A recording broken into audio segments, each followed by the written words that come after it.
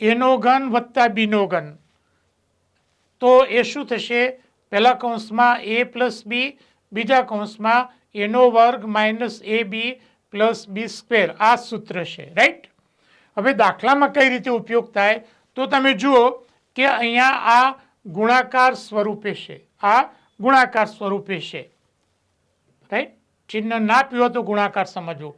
હવે આ જે ભાગ છે એને તમે અહીંયા આ બાજુ લાવી દો એટલે ભાગાકારમાં આવશે અહીંયા, એટલે અહીંયા બચશે a પ્લસ બી, રાઈટ?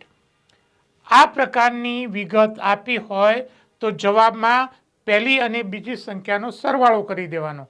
તમારે આ પ્રમાણે રકમ છે કે કેમ એ જોવાનું છે. તો એ પહેલાં જુઓ, એની 3 ઘાત એટલે કે 7.4 3 વખત છે, થઈ ગયું, રાઈટ? વચ્ચે વત્તાનું ચિહ્ન છે. પછી બીજી રકમ છે 2.6, એને 3 વખત એટલે બીની 3 ઘાત. હવે નીચે જુઓ, પહેલી સંખ્યા છે એનો વર્ગ 7.4 ગુણ્યા 7.4. હા, અહીંયા ધ્યાન રાખવાનું છે, અહીંયા વત્તાનું ચિહ્ન છે તો અહીંયા ઓછાનું ચિહ્ન, અહીંયા ઓછાનું ચિહ્ન છે. પછી શું કરવાનું? પહેલી અને બીજી સંખ્યાનો ગુણાકાર, વત્તાનું ચિહ્ન, પછી બીજી સંખ્યા છે એનો ગુણાકાર અથવા વર્ગ. તો જવાબમાં શું આવે?